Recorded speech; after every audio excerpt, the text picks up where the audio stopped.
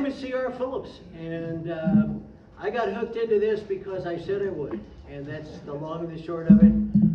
You've probably seen my picture at various post offices.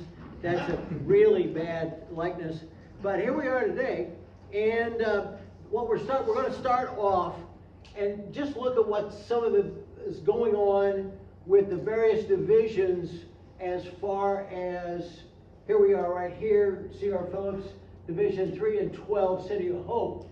Now, CLE training, it's a must for presidents, secretaries, and treasurers. Okay? I know it's hard to get the treasurers to show up sometime. Thank you, Byron. I appreciate that. Okay. But the truth of the matter is, we're trying to make sure that the top management of your club, your president, your vice president, president-elect, your secretary, your treasurer, is aware of what the oncoming rules of the game are going into the next Kiwanis year. And of course, we all know that the next Kiwanis year starts October 1st. Oh, you're wonderful. You've been paying attention. Okay, so October 1st, we kick off a new year. David is going to be our new governor. The fact that he showed up here today is truly amazing, and I sincerely appreciate it, sir. Thank you very much. Okay, now, I had to work today. I couldn't make it. Well, there is a makeup course at the state convention. And the state convention is when? August 3rd. That's right. The end of the month, August 23, and it's in Peachtree Corners, Georgia, which is the northeast side, basically northeast side of Atlanta. Okay. Now, there's that little bit. There also is a very suspicious, a very suspicious thing about there's going to be some kind of super duper top secret makeup online. When is that going to be, David? For those of you that remember, during COVID, we couldn't meet in person. So we did a Zoom CLE. And so a few of the current lieutenant governors asked me if there was going to be a Zoom makeup. Zoom can be wonderful, but I'm a believer that the mind can only take in what the backside can endure. And so having a 3-hour Zoom is not necessarily a good thing. So as what I'm doing is I'm filming today. So I filmed one other one, and then I'm going to get Samantha to take those 2 recordings. And then after the district convention, then that will be available to everybody. So then somebody can just go to the website, pull it up, watch the video at their own pace, and so forth. And so they don't have to sit through a Zoom, but it would be an option for people who are unable to come to the CLE in person or to go to the makeup at the district convention. So CR is going to be spread across the internet in a couple of weeks. So pass that on to your other club members so that way everybody has a chance to view this. Oh, happy day. Now, a question has come up. There is CLE training on the Kiwanis International website. Well, what about that? Can't we just watch that and get our little box checked? The answer is, it's a wonderful presentation. Everybody ought to see it. No. That won't suffice. And the reason is why we're here today, and that's to go over the particulars for the Georgia district. Okay? So, moving right along. I got to figure out how to do this now. Okay, I go here, I go there. Okay, Word. There we go. Okie dokie. And let's see. So looking at the schedule going forward. Now, I'm going to send this as a zip file, this whole presentation as a zip file to everybody attending today. If you put your email on that registration sheet, I'm going to send this presentation to you so you can sort through these. There's 10 slides, basically. Okay, and then you can look at them, delete them, whatever you want to do, but you'll have it on your machine. So one of the things I wanted to point out here is that the Kiwanis year begins October the 1st. There's a fall board meeting at the Methodist Children's Home in Macon, October 26th. Now, the celebration for Katrina Barinko. David, what can you tell us about that? Of course, in Georgia this year, we've been blessed to have one of our own serve as international president, Katrina Barinko. Amen. Because her schedule was so busy, as you can only imagine, we didn't have a great opportunity during this year to have a celebration to recognize her for her time as international president. So what I am hoping to be able to do is get a good crowd to come to Macon on October 26th, and we're going to have a celebration dinner. If you're on the board, of course, you're already going to be there. And if you're a chairperson, I would love for you to come and present before the board what your area of expertise will be during the year. And so the board meeting, and anybody's welcome to the board meeting. You don't have to be a board member or a chairperson or a past whatever to come to the board meeting. It's open for everybody. Board meeting will start at 1. We're not going to have a 4-hour board meeting, but it could be 2 hours plus, but give us a little bit of downtime. And then we're going to start dinner a little bit early, primarily so that people wherever they live. Macon is about as close to Middle Georgia as you can get, but that way the celebration dinner should conclude somewhere in the neighborhood of 7:30ish. And regardless of where you live, if you live in St. Mary's or if you live in Dalton or Ringgold, you could still make it home in a decent time to have a good night's sleep and go to church the next day. So that's what we're looking for, and I encourage everybody to come to that and just to recognize Katrina for all that she has done, is doing, and will do for not only for our district but for Kiwanis as a whole. So David, I'm sorry, quick question. Certainly. Oftentimes for our rallies, you encourage the clubs to do a donation to a charity of the governor's choice. That's what we've done the last couple of years. Are you going to encourage that for Katrina? And if you are, can you let us know with some advance so that we can get it to you? I think it's a good idea personally. I haven't, to be totally honest, some things, and Barry, this is a tip. Some things you don't think about until somebody asks a great question, which is wonderful. I had not thought about that. Of course, at the rallies, we'll be doing something, and we'll talk a little bit about that later. But that is a wonderful idea. It's not a surprise for Katrina. So as what I'll do is I'll reach out to her and see if there is a certain special project that she has encountered as international president. And then I'll get this out. This information has been disseminated at the Lieutenant Governor training and at CLEs, but you're kind of in, for me, in my perspective, I'm kind of in a situation to where we still have a governor, Brett Leslie, who's working hard to finish up his year. So you kind of want to, and Barry will experience this time next year, just like you're trying to get things in motion and get the word out, but you don't want to step on, the current governor's toes. So I've held off. I look at kind of milestones. Come the district convention, I'll check, my job title will actually change from governor-elect to governor-designate. So when I get that title, I'll start sending out more information. And so it's Barry will then at that time be governor-elect designate. Because we will actually have been elected and installed, but the date won't start until October 1st. So that's why you really hadn't heard anything about that. It's not in the current Kiwanian and so forth, but we'll start rolling out information, and that will be the first big thing that we're encouraging people to come for. But that's a great question, and I'll make myself a note, and we may be doing that. So maybe. Thank you. Maybe. Okay, if you look down the list and you see that there is a governor's rally from Division 3 on February 8th, that's a brunch. So all you folks from Division 3, pay attention, there might be a quiz. And then we slide on down, on February 28th, there is a Division 12 Governor's Rally, and that's a dinner. And then on March the 1st, Division 3 is going to have an SLP recognition event. Okay? And that's in the works to be planned. So those are things that you need to make special note of and get on your schedule.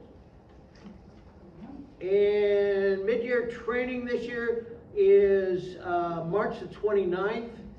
That's at Middle Georgia State. I think that's where we had it last year. It's an excellent facility, and it really worked like a charm for us.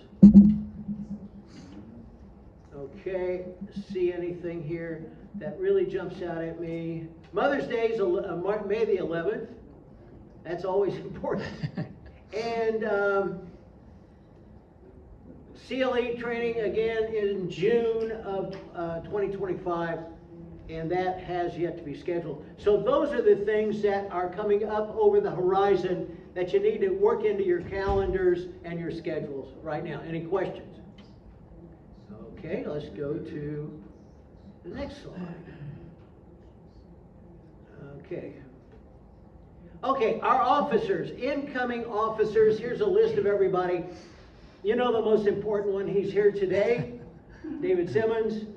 Barry Gardner is the second most important right now, right this second, although he will soon be the first most important, so Barry, you need to take notes. Making notes, and Bill's going to keep me straight. I figured it out already. Oh yeah. I mean, we really, this is important to know.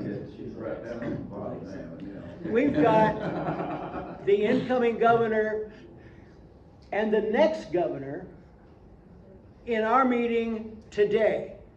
Now, what does that say about the clubs in these two divisions? They're rowdy and need a lot of Well, that's a possible answer. Another answer is leadership succession is important to the clubs in this division, and we all kind of struggle with this. And we're going to have a council meeting later on today, and that's one of the issues we're going to talk about. So leadership succession is very important. and there's another good answer. The one, yes, Shelley? Training, you've got to have training. Absolutely, but why are these two with the most throw weight? Why are these two here today? It's because of the status of these two divisions and the clubs in those divisions. I want everyone to give themselves a hand. Did you get that on them? Okay, then we go down through the list, and if you have any questions about who the incoming lieutenant governors are and what the districts are, it's all in this list. Okay. Now, backstop me on this, David. Back in the day, when I was a lieutenant governor, the point was, if your club couldn't afford to make the full donation, any kind of contribution was certainly appreciated, encouraged, and counted. Is that the way you're going to do this? Of course, just like CR said, any contribution is appreciated as far as the district projects is concerned. For distinguished, which we'll get to in a little bit, it has to be the full contribution. But we will, if you can't give everything, then whatever you can give will be much appreciated. Now there is some modifications to this year, and this one of the reasons I've tried to attend the CLE each time it's been offered, because anytime there's change, I felt like I told CR, I said, there's a method to my madness, and it's easier for me to try to explain it than anybody else is. This year with the district, in the past, we have had up to 6 district projects for the clubs to contribute to. This year I've scaled it back to 5, and one of the things that I've done is 4 of the district projects are all Kiwanis branded projects. That means that they are affiliated with Kiwanis in some form or fashion. And those are the Kiwanis International Children's Fund, the Georgia District Foundation, Tomorrow's Leaders, which provides training like this for Circle K and Key Club. And then also our art and music showcase on the district level. Those are 4 Kiwanis branded projects. So I kept them. They have been in place. I've been in Kiwanis for 30 plus years now, and both Foundation and Tomorrow's Leaders have always been a part. The District Foundation, or the District Talent Show, I think it got added somewhere in the last 15 or 20 years. It used to be, and Neil's a member of Carrollton Club, used to do that. Host Club was responsible for putting on that District Talent Show at their own expense, and they could raise some money and stuff like that. But finally the district figured out, hey, this is our show. We don't need to be asking a club that's taken the time to host this show to also pay the bill for it. So that's why we started that. And we actually have a surplus in that fund for several reasons, one of which we didn't have a district talent show through COVID and the year after and so forth. And then the last district project, because I've created a new one. Over the years, we have had some wonderful projects that have been a part of the district sponsored projects throughout the state of Georgia. To name a few, Auditory Verbal Center, Children's Miracle Network, Children's Healthcare of Atlanta, Georgia Sheriff Youth Home, Adventure Bags, First Readers. The list can go on and on. All of those are great, great programs that have a wonderful impact throughout our state and for kids especially. I looked at that and I said, I can't add them all on there, because then I'm asking clubs to, they're not gonna be able to afford it. So what I have done this year is I've got one of the projects will be what I refer to as club choice. So you decide. It could be one of those that I've named. It could be anything, because the thing that I've heard from my club is people who do not understand how the projects work. They'll say, they think of us like the government. We don't want to send this money away and not see it. Well, you can see it on all of these. There's usually a process that you go through, but you can get that money to come back. So there may be some kind of local project that's not on there that I'm unaware of, but you do in your district or in your club or in your division and so forth. So I'm allowing a club to choose. So it's the choice, whatever. Now, if a club says, well, I really like First Readers, I really like Auditory Verbal, I really like, children's health, whatever, and if they're having a problem, one thing I did is scroll down a little bit, CR, so where it breaks down what the cost is. And one thing I did, of course, y'all haven't heard, we as International went up on our dues. And so what I tried to do is scroll down a little bit farther. I stopped. The last 2 years, the donations for the district projects is $24 a member. So I'm trying to save clubs a little bit. $2 is, that's a drop in the bucket, but I felt like we're asking more for clubs from the international perspective. For the district projects, I wanted to try to save clubs a little bit. So it's $5 on primarily the foundations and Tomorrow's Leaders, $1 for the district art music showcase, and then $6 for the club choice. Now, like I said, if your club has a hard time deciding, and maybe there's 3 that you really want to give to, if you do $2 for First Readers and $2 for Auditory Verbal and $2 for Children's Healthcare of Atlanta, then you can, that's $6, because 2 times 3 is 6. Now, here's where the confusing thing gets in. When I say confusing, where the biggest change takes place besides these top 4, when you make your checkout, you're going to fill this form out. You're going to make a checkout for essentially $16 a member, and you're going to send that to Alexa Lieber. She's our administrative, the district administrator, and then she will disperse that money to those top 4 things, because once again, those are all in the Kiwanis world. Whatever you decide to send as your club choice, make a photocopy of the check. And when you send in your check, send in those photocopies. What I did not want to ask Alexa to do, because we've got roughly 150 clubs in the Georgia district, of her getting all these checks to send to all these different places. you'll just send it directly to auditory verbal, or to first readers, or to adventure flags, or whatever there is you want to do. But to count for the district projects, it would be, the total would be $6 per member for your club choice.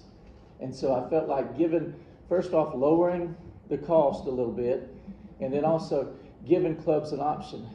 I mentioned we have roughly 150 clubs. Believe it or not, we only have about, on average, and it varies from year to year, anywhere from 105 to 120 clubs that contribute to the district projects. So that means we have roughly 30 to 40 clubs in the Georgia district that don't contribute at all to the district projects. Now, I'm of the viewpoint that those clubs that don't do that, you know what they do? They do give money to something locally. So now, it's kind of like, you're already doing this. Can you do one other thing? And try to get them to do a little bit more. Kind of like CR said, if you can't do them all, that's fine, but do what you can. And most clubs, I could be wrong, but I think every club in Georgia is already given to their choice of whatever it is. And that's something we should be able to recognize for. I've been traveling state. Once you become a district officer as a lieutenant governor, you get to see what Kiwanis does throughout the state, and it's just amazing.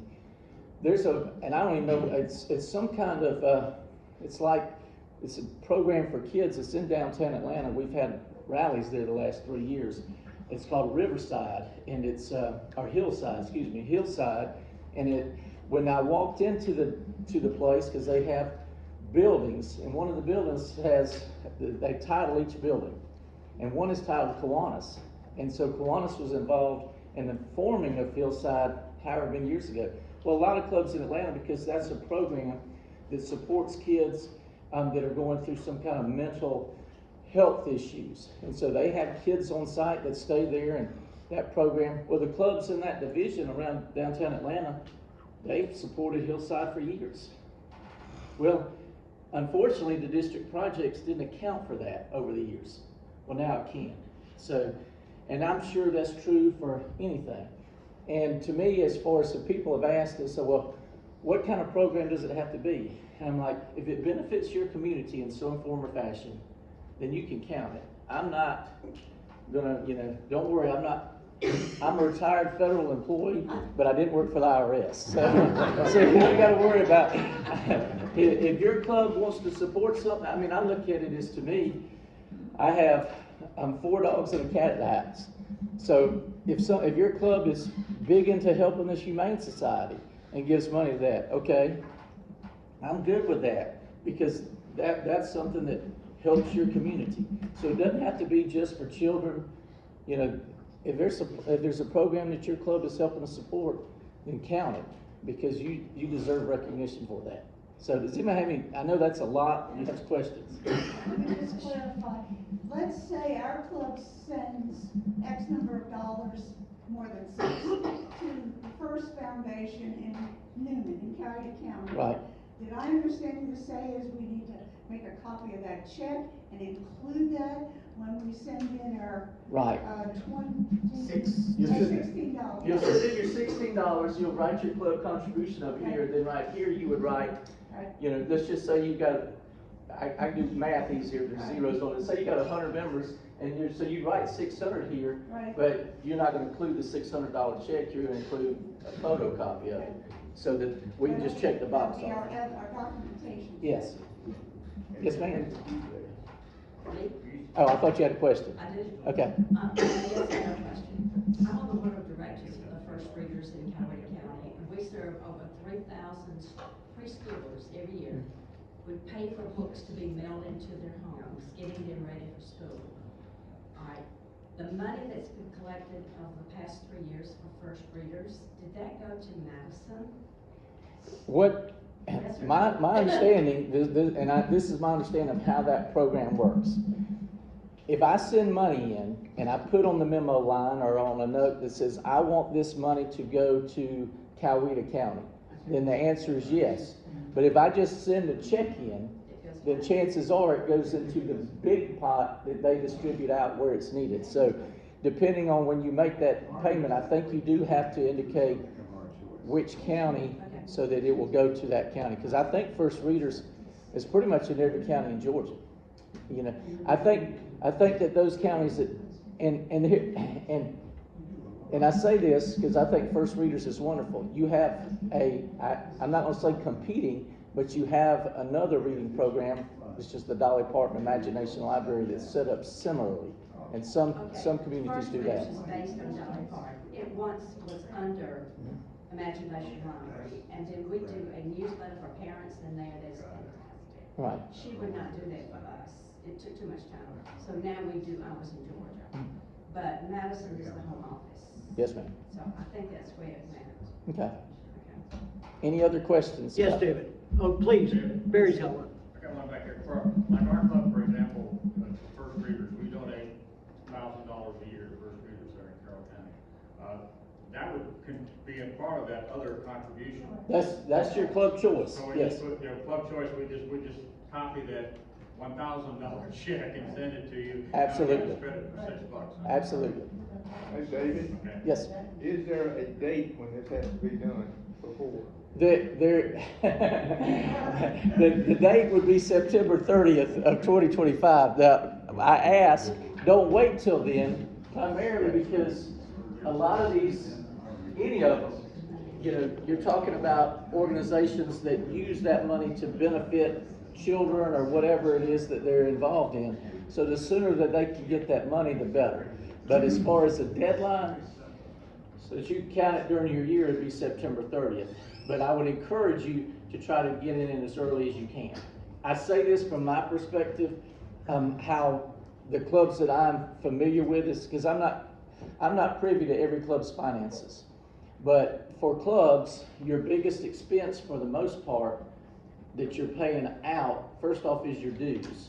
Where your dues is primarily it's going to be due in the fall of the year. So most clubs, because you go year to year, may not have the financial ability. Well, we're paying dues in October, so we might not have funding for supporting projects for the district or locally until January, February, May even. So I say from my perspective, and I'm gonna have to kind of turn the you know, increase a little pressure on my club, because we pay, of course, we pay our dues. We pay the dues to International and the district based on the dues collection. Our big fundraiser that my club has is in the springtime. So after we get that, that's when we pay the projects. Now next year I'm gonna have to get them to pay it sooner, because since I'll be governor, I look at it as, I don't wanna walk around and say, y'all need to contribute to the district projects, and I'm out talking January, February, March, April, and somebody pull up the list and say, well, Cordell ain't contributed yet. I'd be like, yeah, I know, but so yes, the sooner you get in, the better. But a lot of clubs, you know, and a lot of clubs do. I'd say probably 75% that contribute do it by March, usually by mid-year. But you know, whenever you can, then that's, any contribution is appreciated. And this will still be reported in the Kiwanis. Yes, That one little columns of information, okay. That's right. It'll just be the main amount? it'll be, well, it'll list the, you know, the five, I think it used to be 6 for 6, so it says a little, where it shows your membership totals, it says whether you're 1 of 6, 2 of 6, 6 of 6, that's what the current one, next year will be 5, so 5 of 5 is what it'll show. Did you have a question? Yes, David. Okay, so this number right here is $22. Correct. Let's say my club has, I don't know, 11 members, and we can afford $1 a member, so we come up with $11. Do we still, and we distributed that equally across all of these line items, do we still get full credit at the end of the day on? Now, you only get full credit if you give the, Do we get some credit? Well, if you would get, for instance, if you decided to do, if you did 11 and you say, okay, we're going to give 6 to our club choice, and we're going to, because we have a key club, we want to support them, so we're going to give 5, that's our 11. So that would be my thing, is because then you'd show as 2 of 5. Versus if you just did 11, and the only one that you're hitting the recommendation is this one, the art music showcase, then you'd be 1 of 5. So if you can't give all, I would pick so that you're showing that What you're. if we could give a little bit to each one? Well, it all, You don't any, have to answer your question, no, you're not a it doesn't qualify you in the distinguished Right. club. Right. What he's saying, you have to give the total amount that's listed, $1 per member, $2, 5, 6, 5, 5. Okay. to be distinguished, but every contribution is, we're thankful for. Okay, fine, thank you. You're welcome. Yeah, Then Neil, will you have a check mark for the secretary to say we gave something? Like this year, there's a something and then there's an all. Right, And so is there gonna be a something or an all this year, next year? not for distinguished, distinguished is, And the same thing, it's Right. not for distinguished, we Right. gave something, you get a check mark for the secretary. Right. That's just one step closer to, you're not gonna make distinguished on that point. Right. But there's two places for check mark now, so. well, I'll look at that, because there's something, we're gonna get to it later when we're talking about Right. distinguished and all that, but that's something that definitely, that can be considered, yes.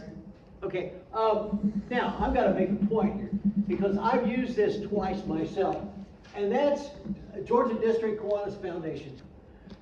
Pardon me. Has anyone in here applied to these folks for financial support of a project? Okay, 2. I'm 3.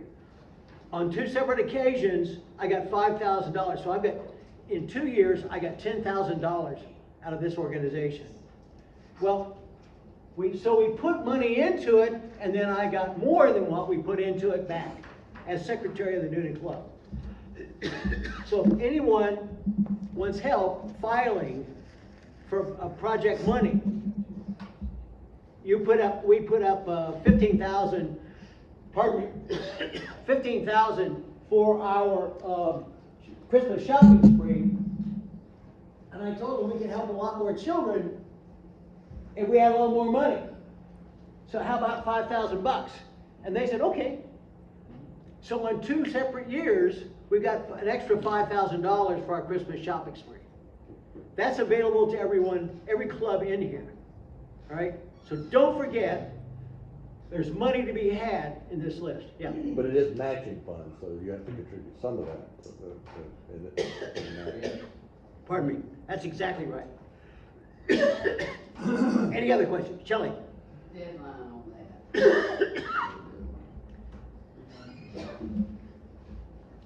You talking about the deadline for the district projects, the matching grant? Deadline For the foundation. talked about that, getting that. The grant. The Georgia Right, District. that's the district foundation, and they have, there's 3 dates that they have, and don't hold me to this, I'm going off memory. I think it's September 30th.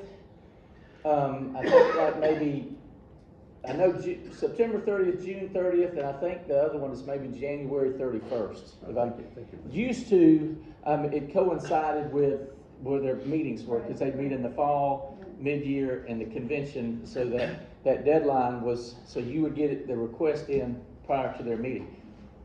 I don't know that they meet in the fall anymore, but they still, we don't have, they don't come to the fall training conference or the fall board meeting, but that's the 3 deadlines. And I would encourage, and I've told this to people, Lucy has been on the foundation before, Elaine's been on the foundation, I've been on the foundation, Barry's on the foundation now. And it goes back once again, most clubs don't ask for this. They contribute, but then they don't ask for the money back, and it's matching up to 5,000. The international is up to 10,000.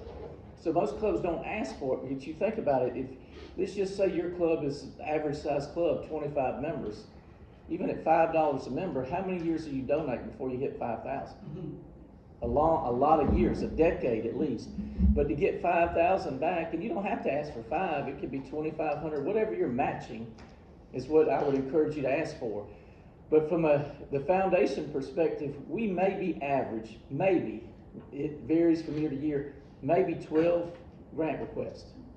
And so most of the time, pretty much every grant request, if they fill the paperwork out properly, it's approved. The foundation has never had to decide, let's say that we get 150 grant requests, every club sends it in. Well, unfortunately, the foundation doesn't have the money to reward 150 clubs $5,000. So they'll have to pick and choose which, I hate to say it like this, which could be the most beneficial. So be aware of that. So I've said people, one of my goals this year is to, make the foundation mad at me. When I say that, because if they get 150 grant requests, they're not going to be happy with me, because that's a lot of work they're having to do.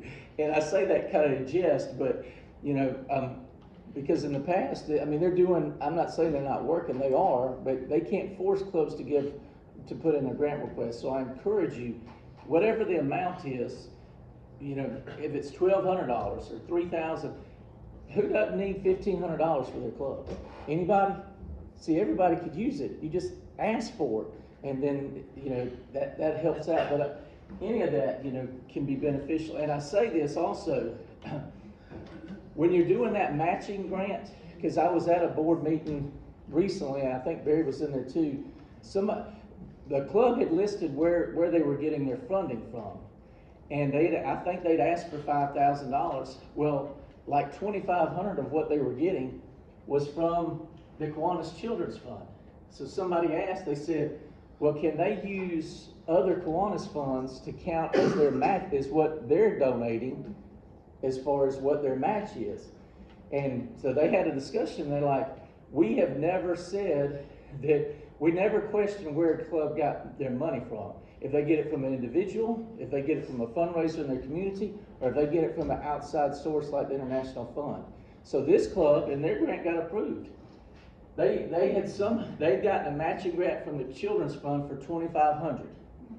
And then with their $2,500 and the Children's Fund $2,500, they put in a request to the foundation for $5,000. So altogether, they got $10,000, and they spent $2,500 of their money. That's some creative math going on, but I say that because if your club is small and you say, well, our club members and fundraisers, we're only going to come up with $1,500. Well, now Kiwanis International has also started these micro grants, which my understanding is a lot easier to get funding. Now, you can't get $10,000, but you might can get $1,000, or you might get $1,500. So if your club can raise $1,500 and you get $1,000 from the Children's Fund, well, now you're at $2,500, and you request $2,500 from the district foundation because it's a match. So be creative. Don't just think about, we're a small club, we don't raise a lot, we don't want to waste our time and ask for $500. Well, ask for other money. And I'm just saying, in the Kiwanis world, there's other nonprofits out there that give money away to various items and so forth. And some of them are businesses. My club, we solicit, and I sent letters out to local businesses, and we have a Love's truck stop in Cordele, and they give money away. Now, they only give money away to 501c3, and we as Kiwanis, unless you have a foundation in your club, you're not a 501c3. But say your club does has a foundation and you're a 501c3. You can get money from Love's Truck Stop, and let's just say they give you $2,500. Then you can put in a $2,500 request from the district foundation because you got $2,500. It doesn't matter where it came from. That's your club's money to ask the foundation for a grant request. So I would encourage you, and you can go to the district website and pull up the grant application and fill it out. At their meeting that they're going to have at the district foundation, because me and Barry on the foundation as kind of ex officio, they have 3 grant requests. 3, and I think at mid-year I think they had 1 or 2. One. We only had one. 1. So that means in this year our foundation will possibly approve 4 grants out of 150 clubs. People don't ask for it. This is your money. Ask for it. If you don't ever ask for it, there's one guarantee. If you don't ask for it, you won't get it. Now if 150 clubs ask for it, not everybody's going to get it, but so I would encourage you, don't wait till June 30th next year, because I'm going to talk about this every time I'm out. Get your applications in September 30th or January. Be at the front of the line and not the end of the line. Yes, ma'am, Shelley. And if you don't get it, because he's gonna push and there's gonna be so many this year, just like at the International Convention, one person was running for trustee and her Steve said that they tried to put a playground, grant in the first year, they didn't get it. Next year, they put it in again, that's when you had to mail it out for the stamp, and, you know. Next year, they didn't get it, so the third time, they did put it in for the third year, and she got the letter the day of their meeting, and she wouldn't even open it because she knew it was gonna be a rejection. And afterwards, she opened it, and they didn't get it, so at first you don't succeed, try. And I say this, cause I'm on the foundation, but we're ex officio, so we don't cast a vote. But I would think if there's an abundance with applications, I would hope that the foundation, let's just say every club in here asked for 5,000. Well, we can't give 5,000 to everybody, but maybe we can give 1,500, you know? I mean, so at the end of the day, it doesn't break the bank. So I'm hoping that the foundation, as more clubs start applying, even if they don't match the full grant, every little bit helps. Because if you ask for 5,000 and you get 1,500, are you gonna be sad or are you gonna be happy? I would hope you'd be happy that you got $1,500. But so, and once again, depending on the size of your club, how many years would you have to donate even to get up to 1,500? So this is, if you've been donating, this is money that you've sent off for the past 5 years or 7 years that you can get back in one lump sum. So please, I encourage you to fill out those grant requests. I just add one thing. There's a form, but don't let that form, it's really pretty simple. They really want to know, what are you gonna do? Where's the money coming from? You know, how are you gonna spend your money? And tell your story. And Right.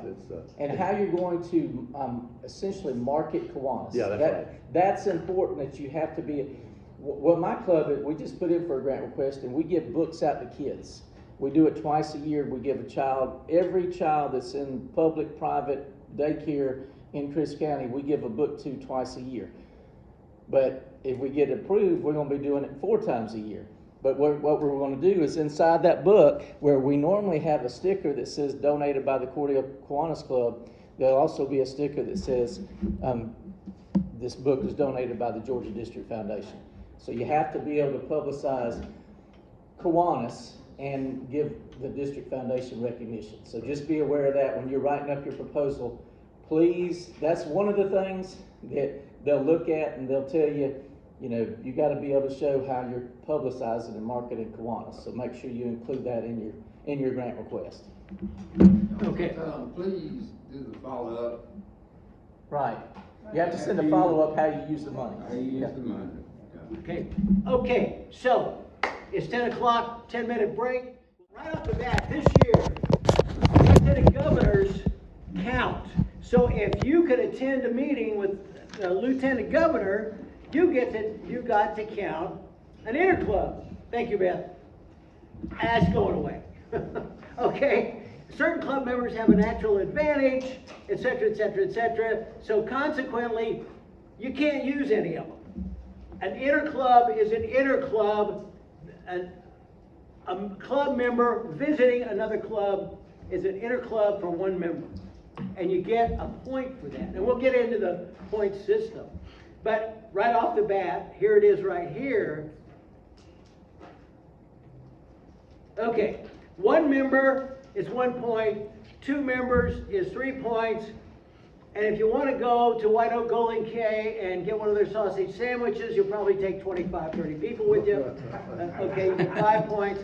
Or Kiwanis Club of Coweta County, they usually have wonderful pastries. Another 4 or 5 people would want to go to that. Usually right after the White Oak Golden K meeting. Yes, sir, Tom. Hey, CR, as a courtesy to the clubs, could we get a list of the schedules for each club's meetings? Like, for instance, my club meets the 1st and 3rd Tuesday of every month. We'll do that. Our council meetings. Okay, yeah, I think that would be good because it'd make it easier. I don't know what some of these other clubs It's do. also in the district directory that'll come out in October. And if you would refer, Tom, if you would refer to the Noonan Kiwanis newsletter that is sent to you.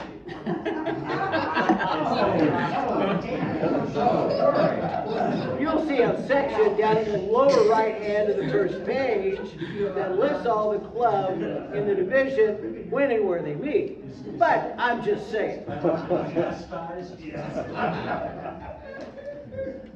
You know, that thing that comes from me that you hit the delete button. Yeah, okay. Now, clubs will receive a banner patch for the following. Patches will be given to the top 10 clubs who earned the most points. Patches will be given to the top 10 clubs who have the most visits. Patches will be given to the top 10 clubs who have the highest miles traveled. Attendance, now this is important. SOP, training conferences, division rallies, and convention do not count, and conventions do count for visits and miles traveled. However, they do not count for points, and the mileage to the international convention does not count. Okay. Now that's a difference. There you go. Once again, I say this because I'm a club secretary, and interclub has become confusing. Years ago, and this is why some of this stuff is kind of mixed together. Used to, there was almost two criteria. If you were in a big club, and I think it was like 50 or more members, you had to have so many members, it was 3 or 4 to count as interclub. If you had a small club, say 15 members, then 2 people could count as interclub. And so that's the way it worked for a long time. And then at some point in time, Kiwanis International made the decision, well, one person visiting another club counts as an interclub. So as a secretary, then anytime somebody visits a club, on your monthly report, you count that interclub. That still remains the same. So nothing has changed for secretaries as far as your monthly report is concerned, as far as counting the number of members and whether it's a lieutenant governor or Barry's in your club as a district officer. On your Kiwanis International monthly report, you're still going to count those lieutenant governors. You're going to count anybody from your club, regardless of what their position is, whether it's one person or if it's 15 people visiting another club, you're still going to count it. Or it goes to an SLP or a rally or whatever the case may be, you would count it. For the district, I set it up a little bit different. And first off, for the district, so on the back of this form, there is essentially is where you'll write it down. So it'd be separate. It may not be the same information that you put on the report form, but on the back of this, you'll send this in, and this is where you don't count a district officer. That would be Brent, Barry, Ed Searcy, and myself. You also don't, Katrina doesn't get to count, and then lieutenant governors. Because of our position that we're in, it would give us an unfair advantage because we're supposed to go visit clubs. This year, that hasn't been in the case in the past, and so primarily when clubs are getting interclub points, you can pretty much look at those clubs and say, whose club is that? Well, that's George Elkins' club. He's a past governor, or that's Barry Gardner's club, or that's David Simmons' club, because we're out visiting. So it's a misperception that Cordell Club's really interclub. No, one person in the Cordell Club is going out, and so my club shouldn't be rewarded just because for interclub, just because I'm a member. So that's why, for this purpose of this, those people don't count. But if, as other members go, whether it's 1, 2, or 3 or whatever, those do count as far as the points. And then, of course, you can get the patches for the visits and so forth. The only thing I took out of the mileage was international. International's in Pittsburgh this year. So, I mean, if one club didn't go to interclubs, but they go to Pittsburgh, well, they're going to move way up the chart for one visit, and that's not right. So I'm hoping people will go to the interclub or go to international, but the points for mileage from here to Pittsburgh is not going to help you out as far as getting a banner patch or anything. So that was kind of, and then the other thing the next thing that Sarah's going to talk about, and this kind of ties in with the distinguished criteria, and it's been in place in past years. It's been about visiting 8 clubs in your division. I took out the in the division part. The great thing about interclub is to see what other clubs are doing. So I encourage you to visit 8 Kiwanis clubs. Now, I think, correct me if I'm wrong, part of Division 12 borders the state of Alabama, does it not? No, we're bordering, is that what you said? Yes, Yes. yeah. So if one of those western clubs in Division 12, if it's closer to go to Alabama to visit a club, then go to Alabama. Just come back, you know. Right. So it can be any quality, because you think about, we have clubs that, you know, border South Carolina, Tennessee, Florida, and those clubs are closer than clubs in Georgia. So, you know, any Kiwanis club, and I've jokingly said this about interclubs for years, and this is the benefit, especially if it's more than one person, because if it's 2 or more members, this is the scenario. It's like, I'll pick you up, we're gonna ride to this club together, so we're talking a little bit about Kiwanis, we go to this club meeting, we see how they do things, and then we're talking about Kiwanis once again, how it can help our club, because there's 2 things you learn, in my opinion, when you go and visit another club. You see what they're doing and you're like, that's a great idea, we can modify it to try it in our club. And then the second thing you learn is you see things and you're like, I am glad we don't do that. So it's still a learning experience. And so I encourage you to go out, and I tell people this all the time. I am not a naturally creative person. However, if I see somebody else's idea, I can steal their idea, modify it to my club, and it can be a success. The example I use, and a lot of clubs do this, do the 50-50 raffle card draw thing. Cordell's been doing it ever since I was a lieutenant governor, which has been over 20 years ago. But I brought it to my club because I saw another club in our division doing it. And I thought, man, that's an easy fundraiser. And also, it increases attendance at club meetings. Because when you start the 50-50, let's just say the first few weeks, it's like, well, they're going to win 25, or you get up to 100, it's kind of a milestone.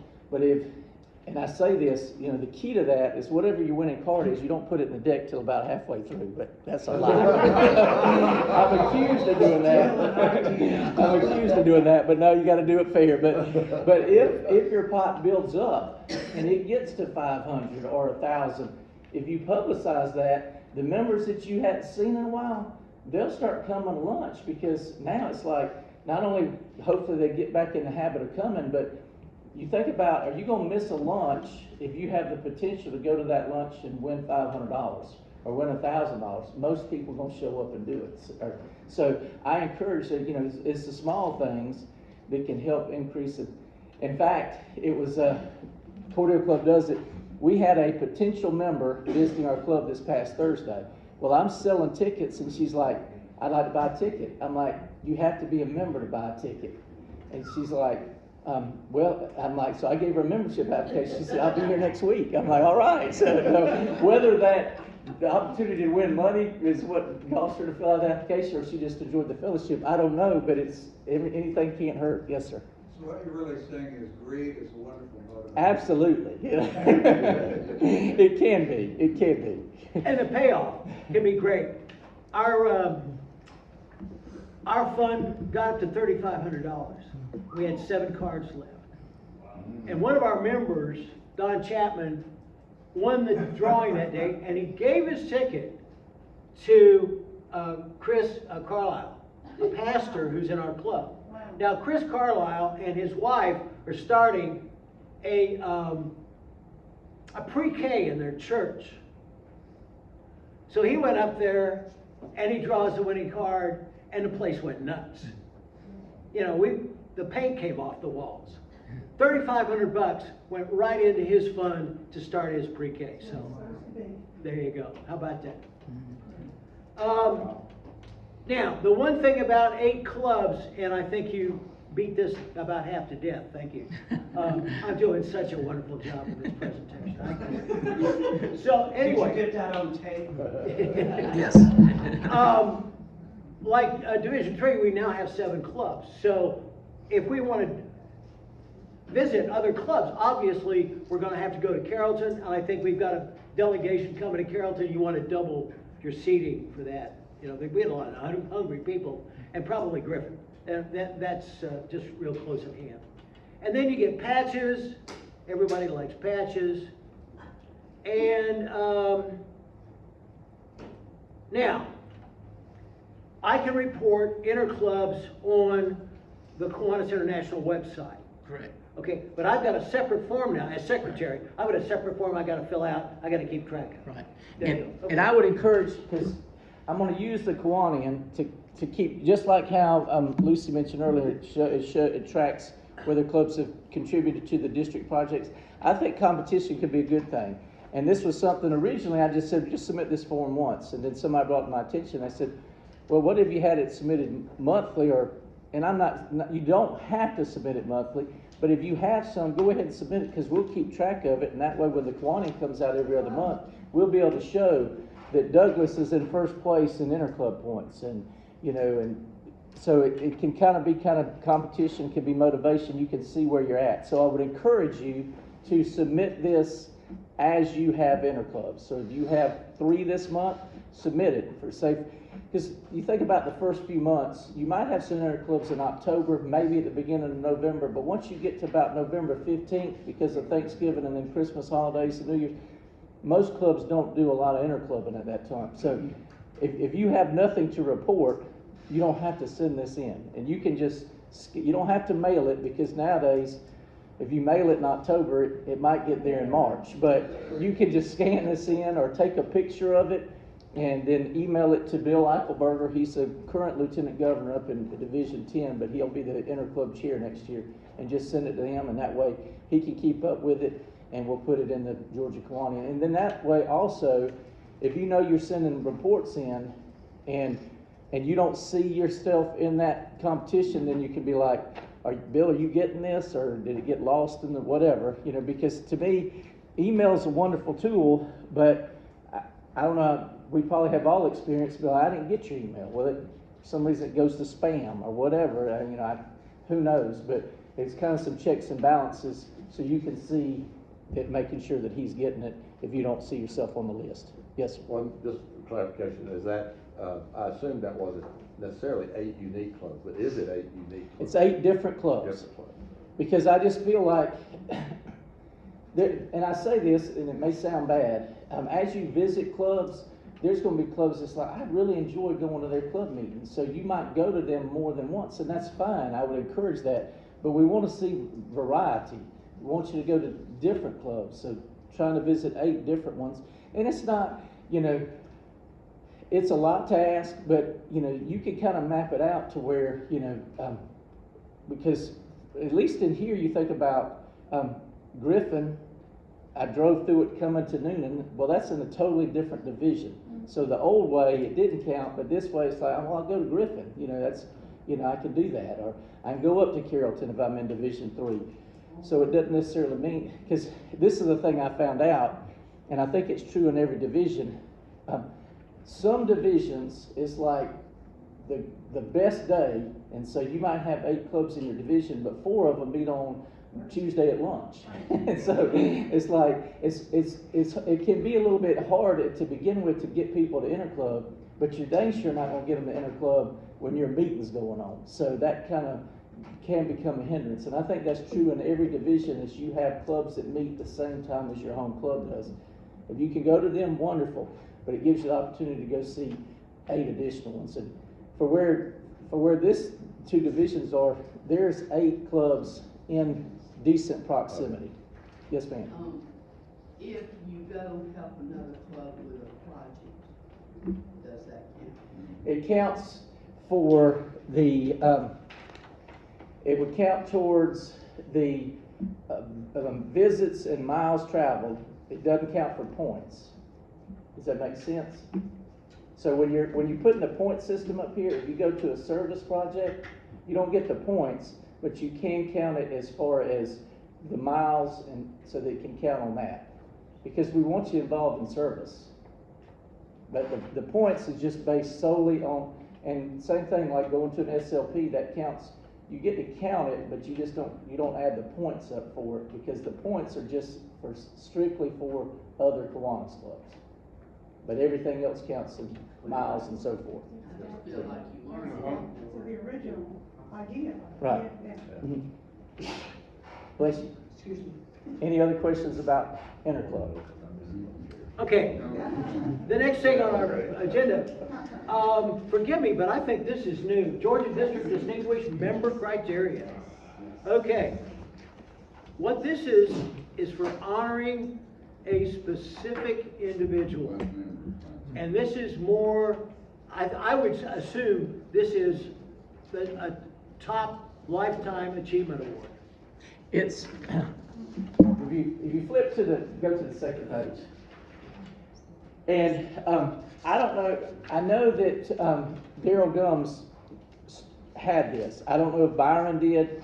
So we've had it, but we haven't advertised it. That's on us. But this solely, if your club submits this information, and you can submit one person in all of this criteria, or if you have a member that does great as far as community impact or membership in education, it could be multiple people. So it doesn't have to be just one. But this is what the only thing, there's a few things in life that are guaranteed: death, taxes, and change. And I'm not talking about pocket change, just change in general. But there's a fourth guarantee for this. If you submit this, we will recognize your club member. I am not, Alexa's not, we're not going through this and being like, well, they've got education on here, but I never see that person at mid-year or CLE or we're not going to be double checking you. If you tell me that this person is deserving to be recognized for a distinguished membership, then we're going to recognize them, because it's the club deciding who they feel is distinguished. So in order to get this, all you have to do is fill it out and send it in. And so, like I said, whether you want to do one or if you want to do multiple, that's totally up to you. The only thing I would say, and it happens and I use my experience as a child growing up, used to, when you played sports, if you got first place, you got a trophy. And like if you were the most valuable player, you got a trophy. But everybody didn't get a trophy, because it's like, well, if I want to get a trophy, we got to do better, or I've got to do better. Well, we moved away from that, and we went to participation trophies, and everybody got a trophy, and then getting a trophy wasn't as big a deal. So I'm not telling you to only do one, or to do two, or do four. That's your club's decision. But ultimately, you want this thing to be a big deal. So don't just pass it out like candy at Halloween. You want to make sure somebody's deserving of it. But it's how you as the club members decide who's deserving. All you have to do is submit the form. Yes, ma'am. The International has a distinguished Kiwanis badge or something. And that's where I think Daryl stole this from. This is different than that. Right. We'll get you you'll be recognized with a pin. Now understand this. The presentation of this will not occur in the 24-25 year, because it'll be submitted actually into Barry's year, and so it'll be during his year that somebody will be recognized for it. Now, I will say this, because there's always exceptions. If you have a member that your club wants to recognize as being distinguished, and maybe they're in poor health, then you just make sure, whether it's a phone call to Alexa or to me or to Barry or your lieutenant governor, saying, hey, we realize that most of these aren't going to get presented till the end of 25 or 26, but this person's in poor health, they may not be here then we will present it before then. So will we still have the governor's leadership medallion? yes, that's a whole separate thing. Okay, so this will not replace that. No, this is not replacing that. And the leadership medallion, I hope y'all are aware of it. That's something that you can submit that as there's multiple. And one of my goals this year is making sure clubs recognize their members for the good work they do. And whether that's with this, whether it's putting in for the governor's leadership medallion, if you have an SLP, for it be the Hayden Student Leadership Medallion, whether if somebody's been in Kiwanis for 25 years, Kiwanis International has a Legion of Honor that you can recognize, we're talking about things that are minimal, almost no cost to you as a club. Now other things, a life membership through International costs a little bit more, And then there's another thing, it's called a Ruby K. If you have a member that's sponsored 5 or more members in their club, you can get a Ruby K, and then it's increments of 5 after that. So and I say we as your club may do as good, but we as a whole don't do a good job of recognizing people for achievements that we have out there. So, I would encourage you to look at those things and submit. Now, the governor's leadership medallion, if you've got one, you can't get another one. It's one time only thing. But this, you can get it multiple times, and so I would encourage you to look in that. Recognitions will be on the website as well, so you can look at it. And because if you've got members that are doing things, I say this, we as Kiwanians, we don't do things because we want to get recognized, but let's be honest. If we do a good job and we're involved in stuff, it's a good feeling to get recognized, for people to say thank you for what you're doing. So, you had a question? It was same. Okay. Yeah. So I encourage you to participate in that. Thank you, David. Okay, Governor's Leadership Medallion, and we're going to go right into that.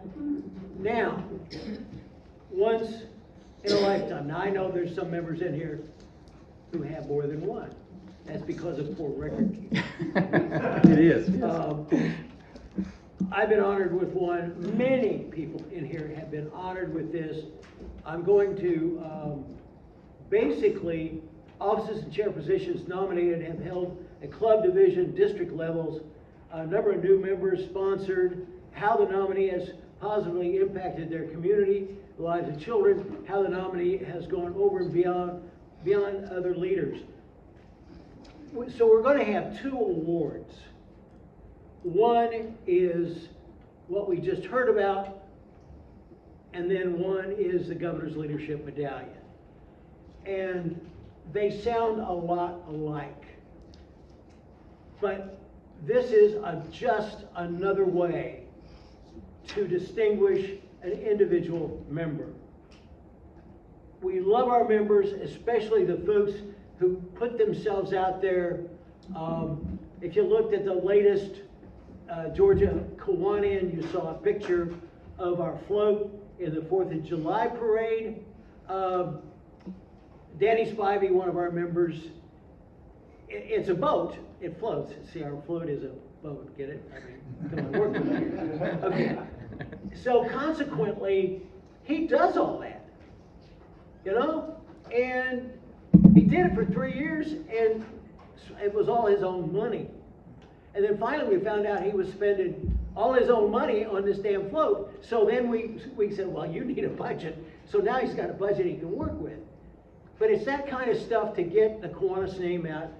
Anytime there's a collection of people in Noonan, we want to make sure that Noonan Kiwanis is there, that's my home club, to tell them about us and remind them of what we're doing in our position in the community. Yes, Nella. Who was the clown on that float? Danny Spivey. He's got a new costume this year. You want to make sure you see that. Okay, that's that one, and going right along,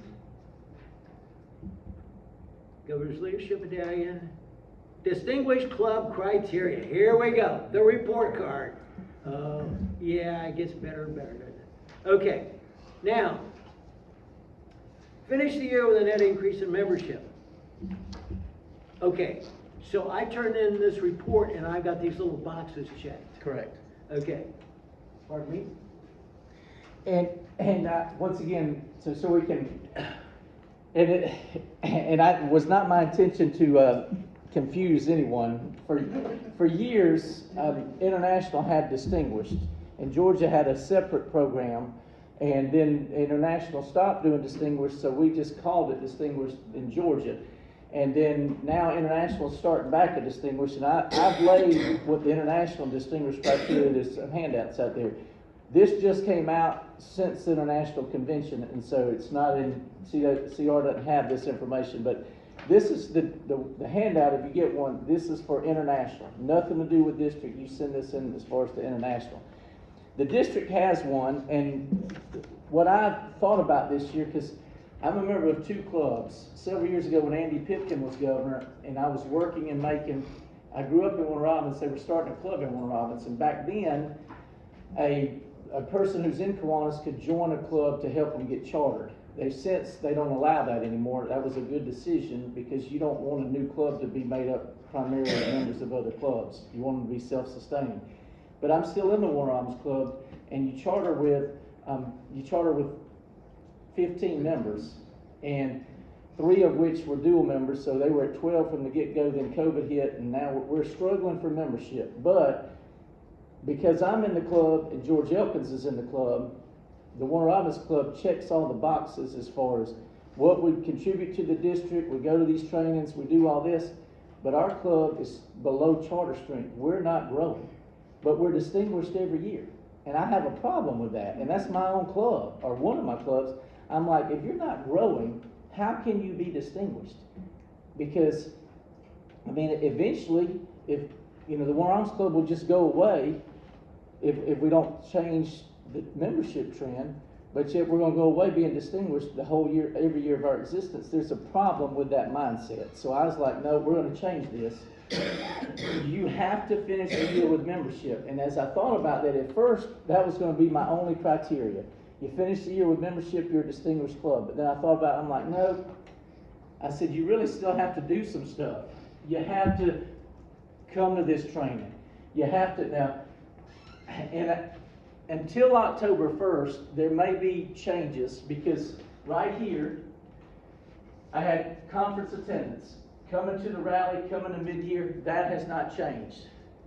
It was pointed out to me that not everybody goes to the international convention, and that's true. And so this is no longer 2 things, it's 1. It's club represented at either the district convention or international convention. So, because your club, there may be some, you may have a conflict. Can't go to the district convention, but you go to international. So therefore it's going to count if you're going to this. So these are things that I look at is, if a club is growing and they're doing all the stuff, what I would say is the minimum requirements to be a distinguished club, then it will count. And so it has boxes checked on there. Like I said, when October gets here, if you got forms, the handouts that's back there has the corrected. It's not CR's fault, it's mine, but because we're making changes. I don't know, we may have a change before October 1st. Once October 1st gets here, that'll be the final draft. But so what's back there now is probably going to be good, but realize it could be subject to change. And then, and also things for secretary is making sure that you submit your reports on time. I think this one is key. Scroll up a little bit. Club sponsored an SLP. I think that's, to me, it's minimum. If you're going to be distinguished, you should be sponsored an SLP. Now, I understand, and most of y'all in here are aware of this. The obvious SLPs are Key Club, Circle K, Builders Club, K Kids, Action Club. Those are actual clubs. Human beings are involved in a club. But let's just say you've got a small club, a small Kiwanis club, and you're limited financially, and your members don't have the time to devote to starting a new club that involves other individuals being in the club. I understand that. But there's 2 programs out there that Kiwanis counts as SLP, Terrific Kids and Bug. Yeah. Those are very simple. That involves recognition. Literally, I tell people, they're like, well, what is a terrific kid or a bug? Now, terrific kid is primarily based on a kid, as far as their behavior. Bug is bringing up grades. But literally, it's not rocket science. You could print out, you could order the certificates. Usually they're signed by Kiwanis members, so you pass them out at your club, sign these blank certificates, take them to the principal of the school and say, I'm with the Kiwanis Club. We want to be able to recognize kids. Here are the certificates, you determine the criteria. So I'm not walking in with a list of demands. I'm like, because what principal or school official is going to be like, no, we don't want to recognize kids at our school. That ain't going to happen. I mean, especially when you give it to them and say, y'all decide, let the teachers decide who do it. Now, I would suggest this, that say, when you present these, whether you present them at a PTO meeting or whatever you do it, please invite us. We would like to be there to either hand them the certificate, but even if you don't want us up there handing the certificate, we want to be there to help y'all recognize the kids. So it can be very simple, and the cost of 100 certificates is, I think it's like $20 or something. It's not a big expense. So even a small club that maybe they don't have the money or the time commitment, say, well, that's a lot of asking to think about us starting a builders club. Everybody could do a terrific Kids and Bug. And plus, especially in those schools that can't get their foot in the door to start a K-Kids, that can kind of get your foot in the door. So it's like, then 2 or 3 years pass by, and now your club's on fire to start a K-Kids. You can go to that principal, we've been doing the Terrific Kids and Bugs now for 3-4 years. We'd like to start a K-Kid. They're already familiar with you. So that's not, it's not a big reach. You should, every club should still be able to check that box out. And I say this, past Governor Jim Smith, who's from the Griffin Club, when I was a president-elect and went to this training, back then it wasn't called CLE, it was called Pepsi. President-elect planning something, I don't know. So, but the acronym was Pepsi. And I remember him saying, he's like, as Kiwanis, forget about all that we do. If the only thing we did was SLPs, if that was it, we did nothing else. We didn't help the elderly. We didn't do, help our communities be clean or whatever, because we do a wide variety of things. If that was the only thing we did, we'd still be the best service organization in the world. If that was it, and we do so much more. So SLPs, that's our heart and foundation. So I encourage everybody to be involved in that. Those kids and young people and adults with disability will inspire you. I assure you of that. So please consider being involved in all that. And then on this part, and we'll get to Neil's had asked a question earlier. For the distinguished, you have to submit to each of the contribute a suggested amount to the district projects, and also the raffle tickets. For those of you who know, we do a raffle. We have it drawn at the district convention. That has saved us from having to have a district dues increase. So I'm hopeful that raffle will continue to raise money from that, and it saves clubs money. And once again, it's an opportunity. You buy a raffle ticket for $20. If you win, that's $5,000 that you win, and your club gets $1,000. So it's not a big, investment as far as you as a chance to do, if you're a coffee drinker, you spend $20 at Starbucks probably in 2 days or 1 day. So it's something to think about, because the potential, and I've never won the raffle, but I keep buying tickets, so I'm hopeful. And one of my clubs, the War Arms Club, we're a small club, and I told them we meet, and I said, we got these raffle tickets. I said, I have an idea, because the War Arms Club, there's 10 members. It's $100 for the book of tickets we got, because we get 5 tickets at $20 each. I said, here's my idea. I said, we put Warner Robins on all these tickets, and everybody pays $10. That's $100. So the 10 of us had bought the 5 tickets, but it lists Warner Robins on there. So if the Warner Robins Club, if one of those tickets win, then the Warner Robins Club gets $6,000, because $5,000 is the winning ticket and $1,000 for the club. I said, what we'll do is we'll take 3 of that $6,000, and that goes into the club fund. And then there's 10 of us splitting the $3,000. That's $300 each. $300 is, I'm not going to turn $300 down. So, once again, it's, and that's, so if you have a small club, think outside the box instead of just saying, well, I don't have a 20 on me. Well, you got 10 members in your club, ask everybody for 10. And, say it's a chance to win $300 for your $10 donation. So, things to think about, but once again, that's on the criteria as far as distinguished. Now, my beef with you. Okay. is right here, treasurer.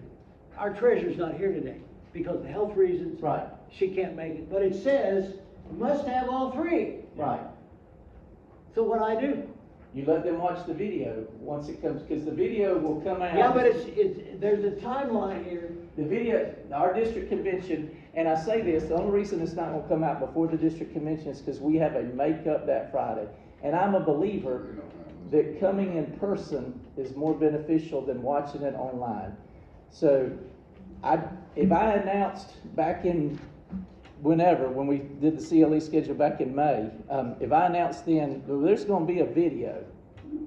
Now, I would hope y'all would be like, CR's teaching, so we're coming to this one. But, you know, some people will be like, it's gonna come out on video, and I don't have to go to Noonan that Saturday morning. I just watch it on video, and they miss out on the interaction. But that video will be out. I'm gonna give it to Samantha at the district convention, which will be, I'll see her on the 23rd. And so sometime before the end of August, because we'll leave that Sunday, the 25th, I have faith in her abilities to be able to take that video and put it online by the end of August. So everybody will have a full month of September to go and view the online. And once again, I'm gonna go by the honesty policy. If you have a president, secretary, treasurer, you know, and if you're reporting it for your club as secretary, and they say, yeah, I watched the video, I believe them. You know, I'm not checking on anybody. You know, I'm just going by the honesty policy. If they said they watched it, then I'm gonna believe them, and you check the box. Okay. So you don't have a beef with me anymore. There you go. Thank you. Now, about this raffle, as I understand it, there are clubs that send their tickets back saying we ain't doing that. That's true. That's just dumb. I mean, they're just a bunch of dopes. This is the way we keep our Georgia dues down. Okay? So if any of your members have an issue with this, that's the answer, and that's why we're doing it. I think one thing that would help our club, I know we got them early, but probably not early enough Right. for the number of meetings we have. So that's things Well- to consider. I know mail was an issue. And I say this, this is what's gonna happen starting in October. One of my goals this year is to visit every club in the Georgia district. And I've talked to Pat Tritt, who is our district raffle chairperson and has been since we started it. I said, Pat, I said, I have a request. And he said, what's that? I said, I want raffle tickets in October. I'll be the only one that will have them. So when I visit your club, I will advise that I have raffle tickets for the district convention, which won't be till next August. But if you want to purchase them, then you can. And his first question to me was, he said, David, how's that going to work? He said, who's the club that gets credit? I said, the club that gets credit is, if somebody tells me here's $20, I'm going to hand them the ticket, which will be the ticket and the stub. I'm like, fill it out. And if they're like, what club do I put on here? My question is going to be, what club do you want to put on there? I would hope you'd want to put your club. So you put your club on there, then that's who will get it. It doesn't matter who's selling it. You know, I'm not going to put Cordial or Warner Robins on every club. No, that's not right. So when I go to a club, if anybody wants to buy a ticket, then they can buy it then. Now, it brings in the question, and the answer to it, before I tell you the question, the answer is I don't know. And the question is, well, if you start selling tickets then, are we still going to be mailed tickets come May?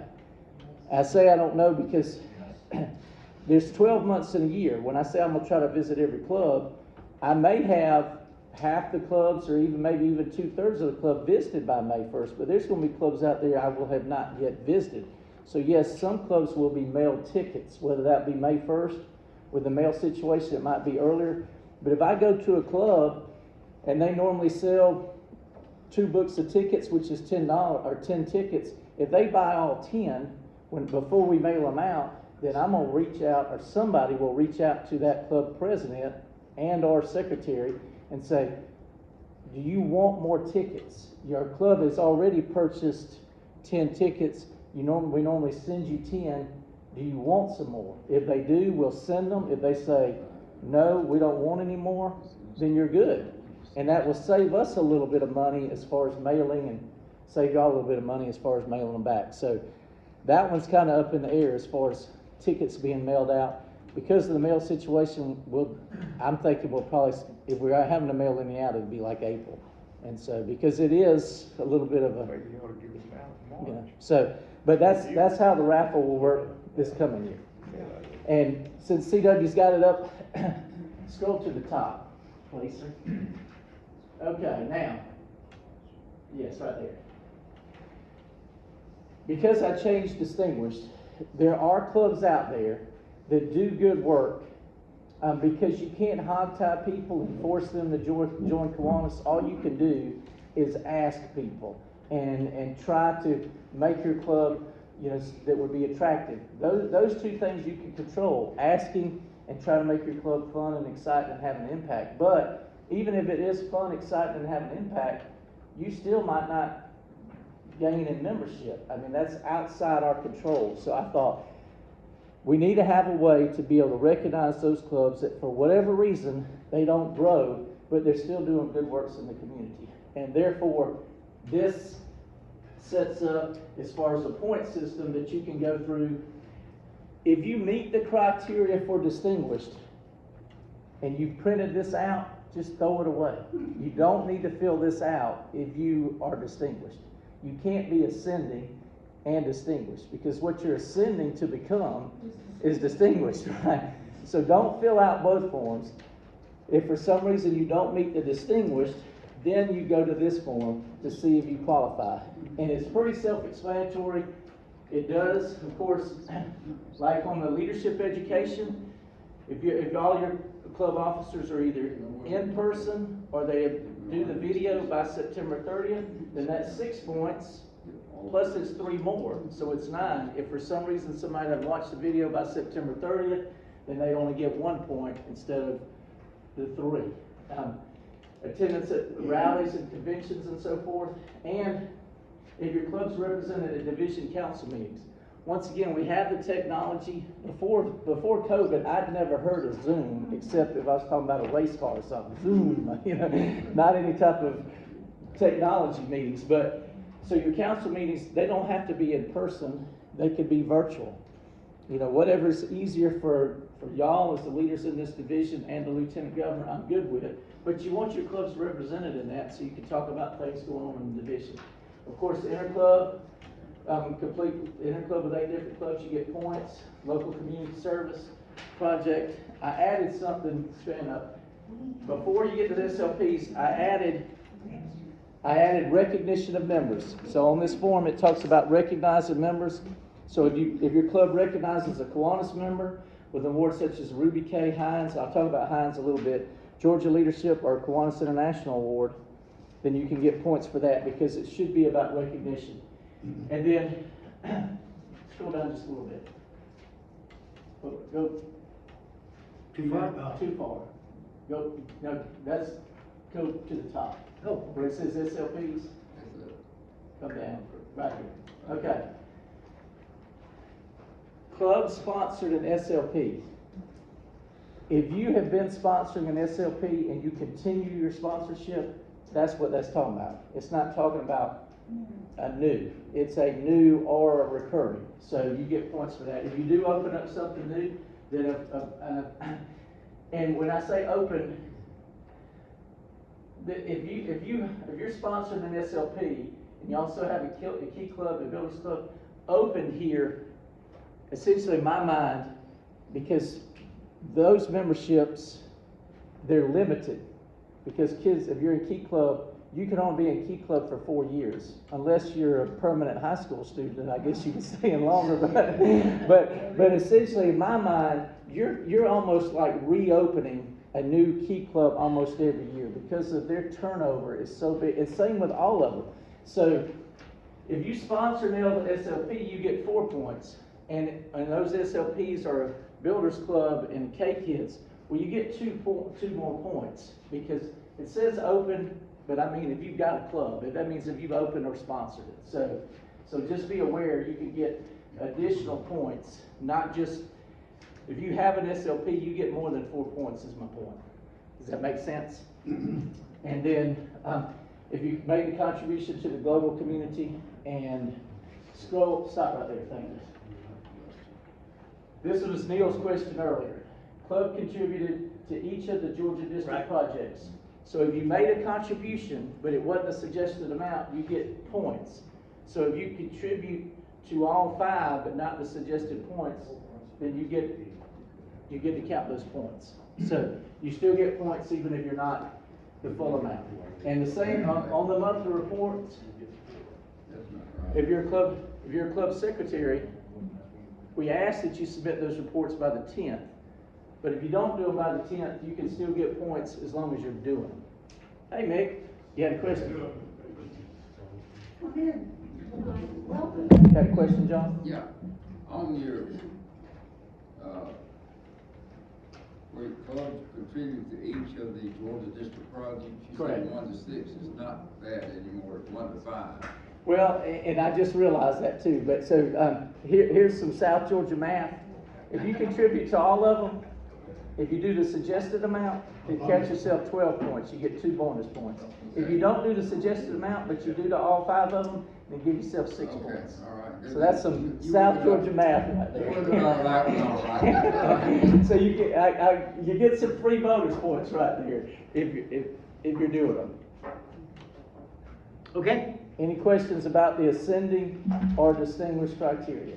And once again, And this one, that's the international. that's totally separate. Yes, ma'am. It'll be a separate submission and all of that. It goes straight to international. It But doesn't. we can be Georgia distinguished and also gifts. Correct. Good. And just so you'll know, because you get banner patches with this, and I guess just to, even when International stopped doing distinguished, they still had the patches, so we would, and the patch and the distinguished president pins, that always came from International, even when they wasn't doing the distinguished. If we notified them that these clubs were distinguished, they sent you that. But Georgia had what they call the Governor's Cup Award. So we're not going, for your banner patch, you won't have, if you do distinguished for Georgia and you're distinguished for International, International will send that distinguished patch that'll also include the president and secretary pin. In Georgia, I'm not creating another patch. It'll be the Governor's Leadership Cup patch that you get for being distinguished. If ascending, I'll create another patch. So, yes, ma'am. So it is, I'm sorry, Go ahead now. members attend the district, regional, or international. It's the district or international. Yes. It does not have to be both. Okay. It'd be great if it's both, but I'm realistic that you get to one or the other. So, yes, ma'am. It's very expensive to go to international, but you can get a grant of $200 to start SLP. Absolutely. So, you know, you need to take advantage of that, because small folks like ours started too with that. You get that through the past lieutenant governors. Yes. Yes, absolutely. And that's on the website. And speaking of the website, does everybody know what the password is? A year. Yeah. The password currently, you can go to the website now, it has those resources as far as information that you need, but the current password is 2023, so 2023, then small d's. This stands for district directory, and then 2024. So the password changes every year, but the format never changes. So next year's password will be 2024 DD 2025. Now, I don't have any candy or anything. Anybody want to guess what the password's going to be during Barry's year? It'll be 2025 DD 2026. So it changes, but it doesn't change. But all that information, and I'll say this about Interclub. Here's number one rule of Interclub. Go in the resources and look at the district directory and call that club to make sure that they are still meeting at that location and they're on that day. And reason I say that is a club may be having some kind of an event and are not meeting that day. My club in Cordele, during the summer, we feed the band for the band camp during our club meeting. So we don't meet that day. And if somebody were to show up at our club meeting, there's going to be nobody home. So make sure you call in advance to make sure that they are meeting. And it's usually, now we don't do it anymore. We used to publish the directory. We send it out, one a club, but we're saving money and it's online. But the information is only as good as what is reported. So if a club changes their meeting location, hopefully they've notified the district and we've made that change. But once again, if you're planning on interclub, call that president or secretary, make sure they're still meeting when you're planning to come, and then also that where they're meeting at. Because, and it helps out that club, because especially if those clubs have meals, depending on how many coming, they might need to notify whoever provides their meals. Some that's not an issue for, but some that it is. So just be aware that that's a good thing to do in advance. Yes, sir. Okay, thank you. So let's go to, oh yeah, there we go. This is what I've been waiting on. Okay. Now I know that everyone in here reads my column in the Georgia Kiwanis. That was yes, sir. Okay. And you're dying to go through this.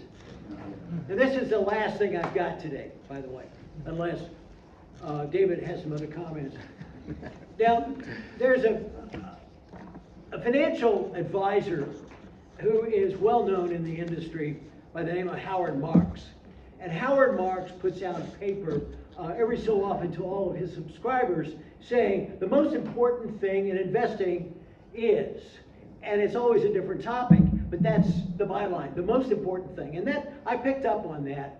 And I've been writing these columns all along, and I've been talking about a variety of things. So for my last column as club strengthening chair, I've been reassigned. I think I have to follow the elephants in the parade now. I've been reassigned.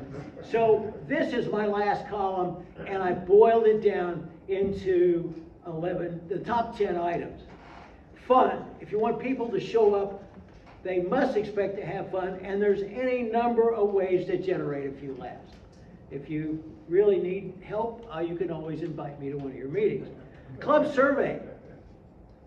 This is vitally important. What do the members of your club really think about what's going on? You really need to poll them on at least an annual basis. Things like meeting date, location, meals, projects, programs, and fundraisers. There may be hidden issues here that are unknown to you that are affecting club participation simply because no one has ever asked what the membership thought. It's really that straightforward. So we put out this flyer, and we've got usually 45, 50 people show up, and we'll get 20 of them back. And of the 20 we get back, 19 are marked, yeah, I'm cool. Everything's great. But one won't. So we have parking lot conversations. And we go through things, and we talk about this and talk about that. And over the years, I've heard a lot of negative comments. And when I became secretary, I was bound and determined to change those negative comments. Now, sometimes I got punched in the nose, literally. That accounts for the way I look. But sometimes I would get folks that were, no, we don't want to do that. Well, that's, again, just like David said, that's learning. Okay, there's a third rail, stay away from it. Other times, that's a really good idea, CR, we need to pursue that, run that to ground.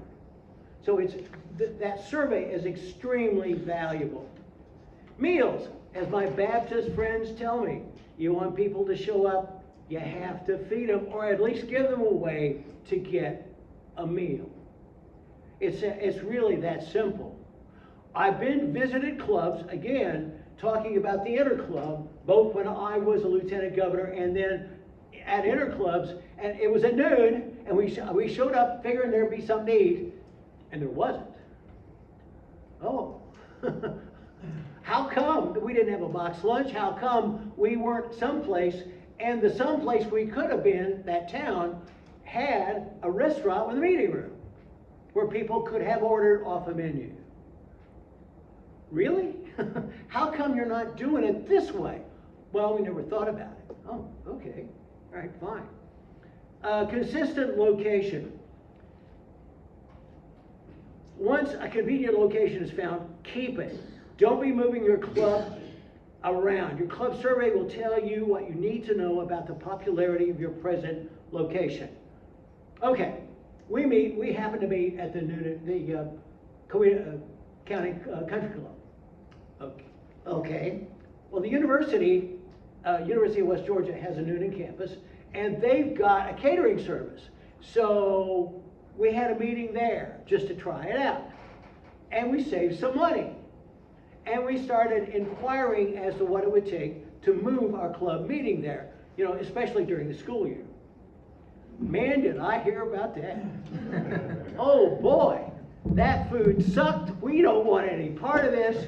I want to make sure we keep meeting at the country club. Okay. Okay, I got it. I learned, again, negative input, positive output. Consistent date and time. Okay, folks are busy. Even people that are retired are busy.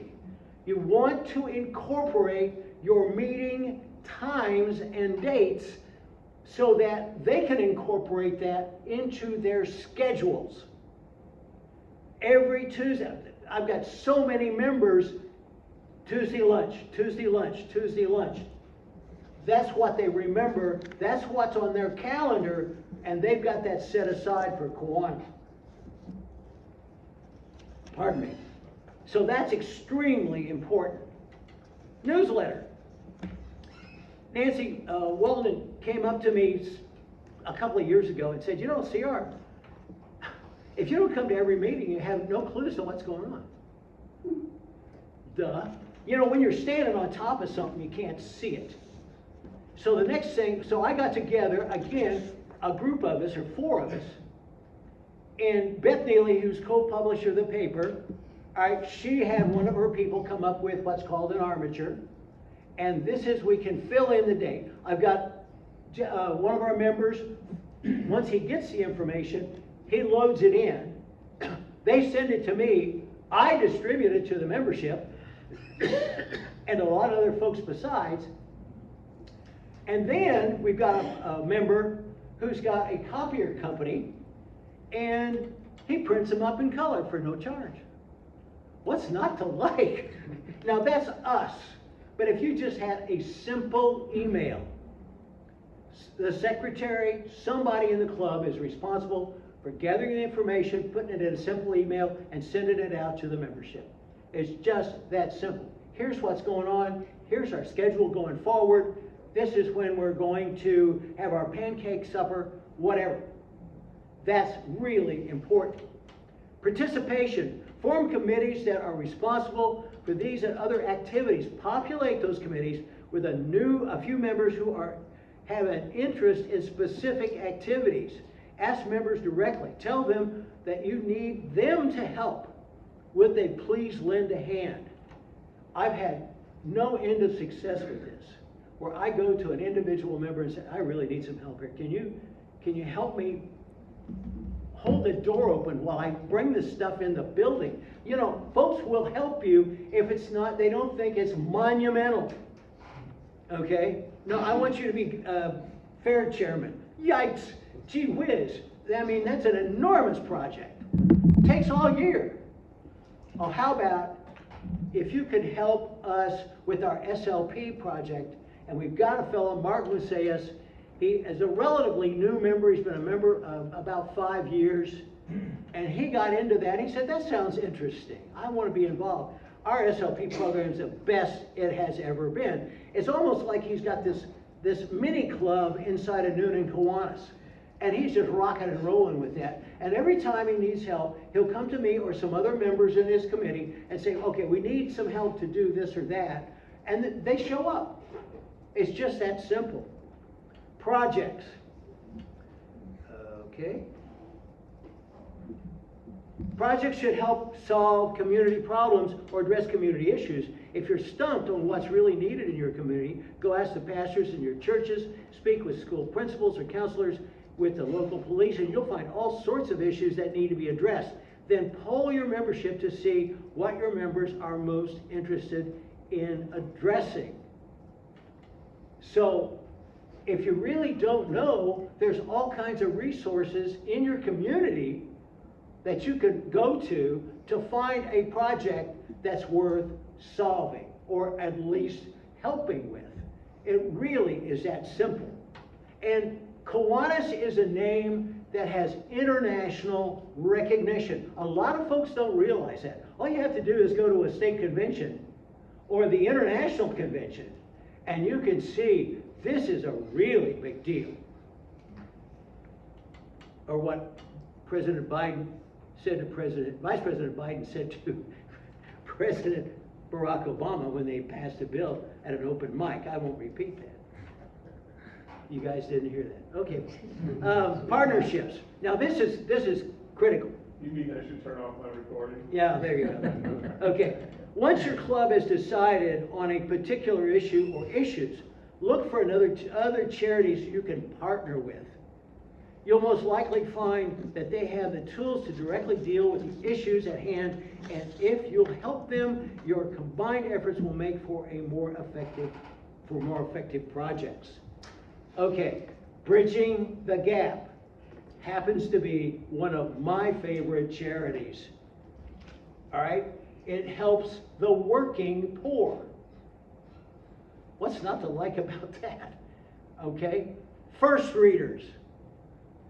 Puddle jumpers we have here in Coweta County. You know, giving books to children, reading to children, preschool children. There's all kinds of statistics that tell us when you read to a small child, you actually set them on the path to success in future life. Well, when you do things like that, it may not cost a lot of money, and it may not cost a lot of time, but it gives you something and your members to focus on. And that's helping your community. That's what we're all about. Fundraisers. This is where the rubber hits the road. This is where your club is going to earn its credibility. This is what all those 9 other issues are leading up to. Your club may have a traditional fundraiser you've been using effectively for years, like a pancake breakfast, participation in a community celebration. Tom, you folks, Fayetteville has that beer on the square, okay? Suds on the Parkway. Yes. There you go, and you folks are right in the middle of that. That's what you do, all right? So, did you start that all? There you go. All right, the man. Outstanding. That's an example of exactly what to do. Jump on the coattails of something that community is already doing, and there's your name right out there in public, right? Now you don't drink up all your profits, do you? Not anymore? Okay, good. The list goes on and on. The point here is that you're using the Kiwanis banner to put your club's name on caring for your community. Okay, yes? I do want to say that family connection in Coweta and Fayette or Carrollton, they're all of us had children. People from all organizations come and share what they're doing, and that's a good place for Kiwanis to go and find out what projects they can help with or promote the Kiwanis. Okay, what Shelley said was family connections. Here in Coweta County and Fayette County is an excellent place. Well, anywhere, right. Every county has a family connection. Okay, as a place to go to get project suggestions. And number 11 out of 10, membership growth. Now, you really didn't think I was not going to include membership growth. Now, there's something called a club boost. And a club boost has about as many moving parts as the landings on D-Day in France. That's the problem with it. But there's what I like to refer to as Club Boost Light. And Club Boost Light is 2 for 2. And you've probably heard all about that. Boil it down, it's really simple. And I'm going to launch this at our next Noonan Kiwanis meeting. I want 20 candidates. We've got 104 members. 45, 50 show up every week. I want 20 candidates who can pay their dues on time, who are interested in the community. Well, maybe your club doesn't have 104 members. Maybe your club has 11 or 25 or whatever. 2 people. It takes 2 people. You get together, you come up with a list. Everybody knows somebody. a neighbor, a relative at church, another function that you go to regularly, you know somebody that would be a good member for your organization. They're community minded. You sit down with them, you make an appointment. You sit down with your buddy, you go in, you get some literature from the district, and you sit down with them and you explain what Kiwanis is generally and what Kiwanis is focused in your community, what you're all about. Then, and you do this right before you have some kind of event.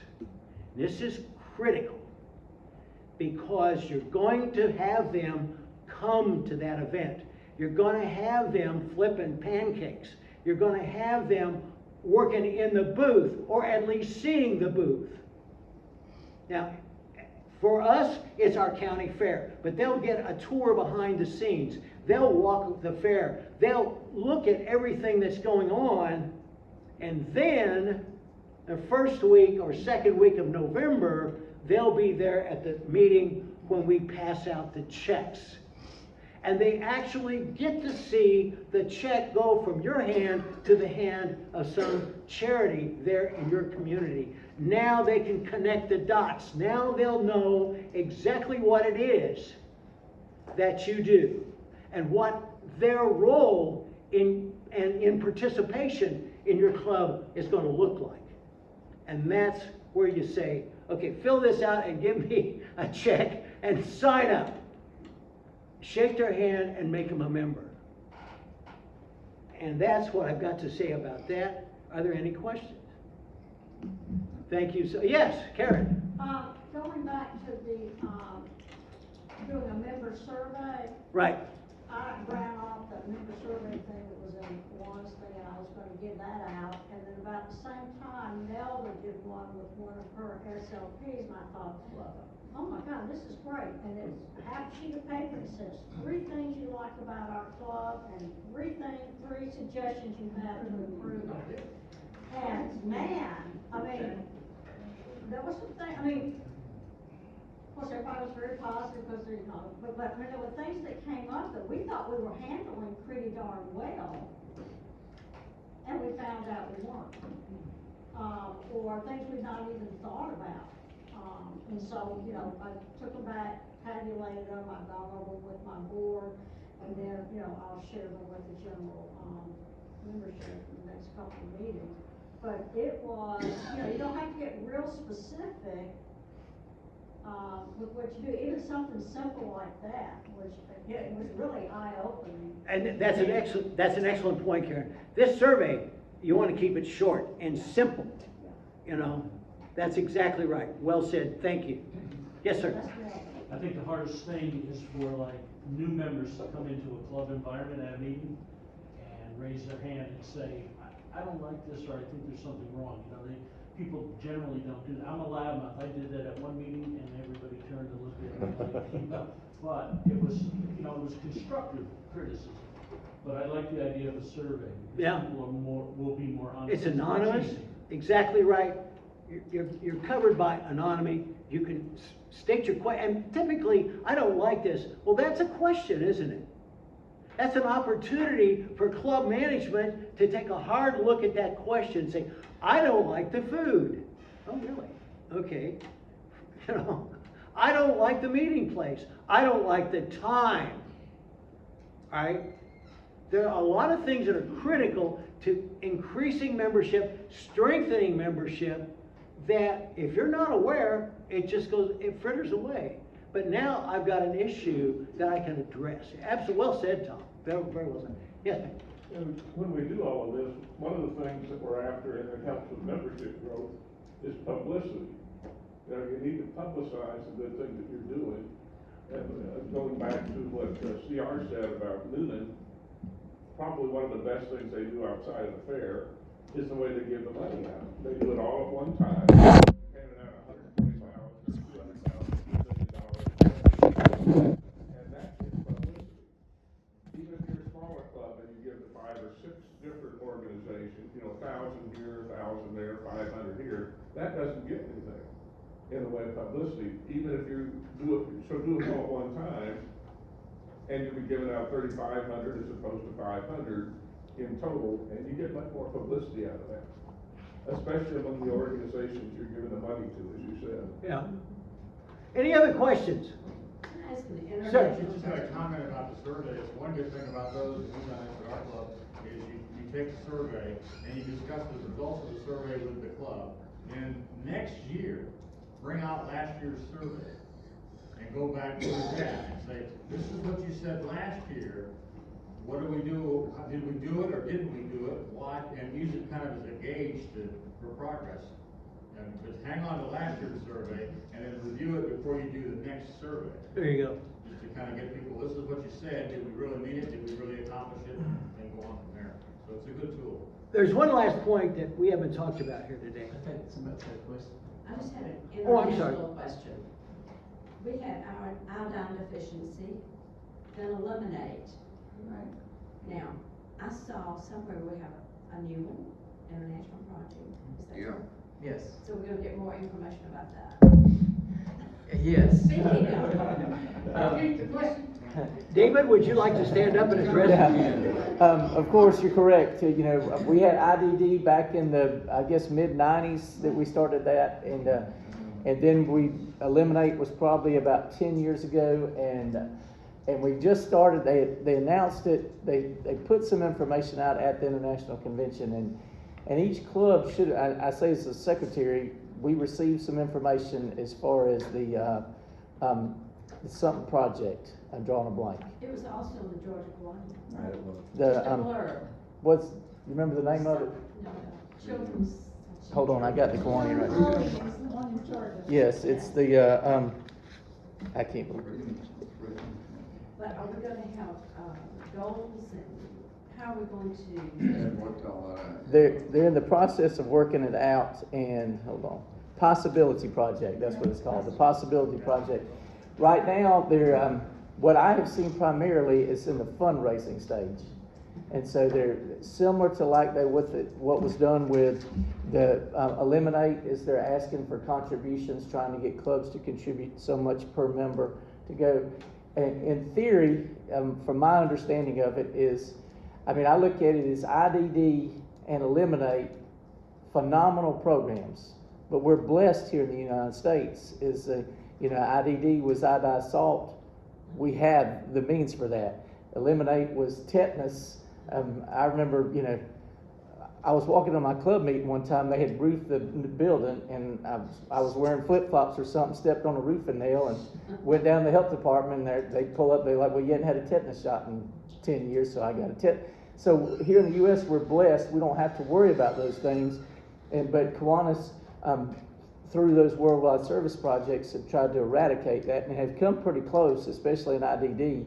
The only countries that still have IDD is either countries we couldn't get into, or it's been probably, I guess, about a dozen years ago, one of the plants in Japan got hit by the tsunami or something, and so they got behind with that. But so same things with Eliminate. It's we're working towards eliminating that issue.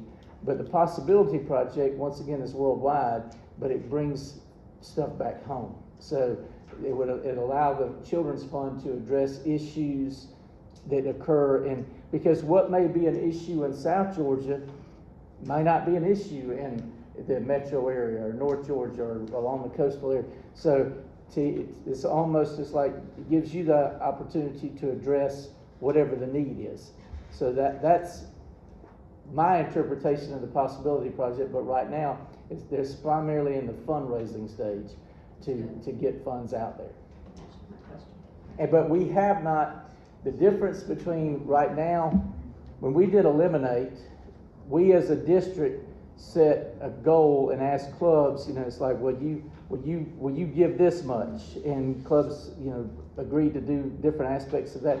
This is being a little bit different in the sense that we as the Georgia district we haven't set a number of 1.5 million or something that we're expecting to come from the Georgia district. There is no number out there.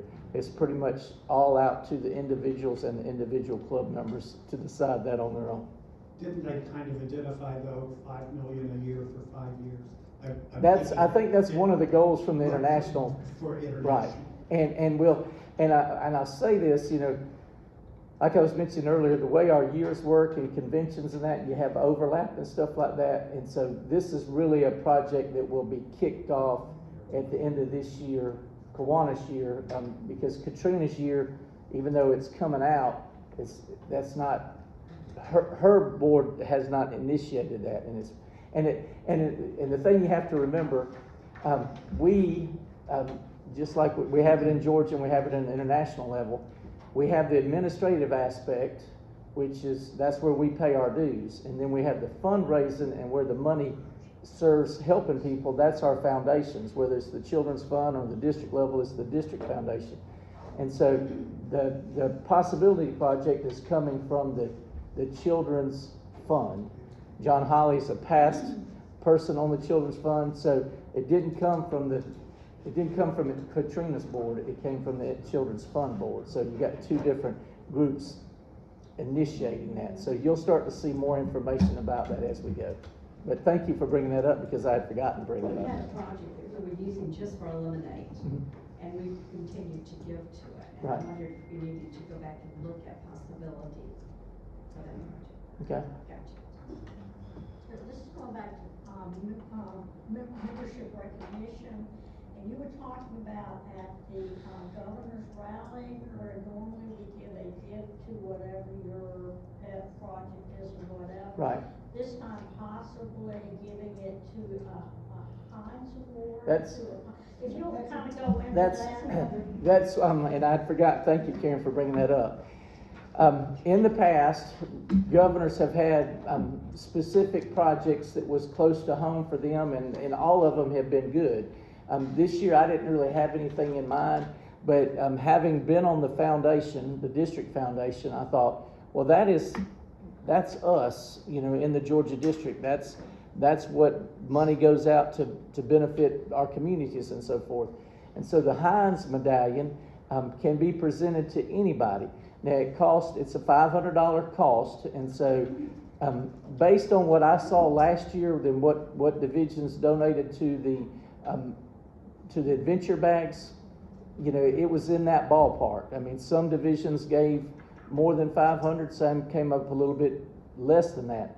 But to me, I encourage you, if you can, there'll be clubs in the division that might be like, well, we can do that on our own, but we want to recognize the people at the rally, or if as a combined division from all the clubs, it is not for me. So I already have a Heinz medal. I'm not going to get another one. I don't want another one. I can't wear it. But I would encourage you to, as a division, if there's somebody that has stood out in your division, especially if all the clubs are going to combine together, to pick an individual and then just, you know, let me know so we'll have it and we can make that presentation at the rally. So that's the focus of the Heinz. And one thing, and not everybody knows this, because, and Mick mentioned, he touched about publicity.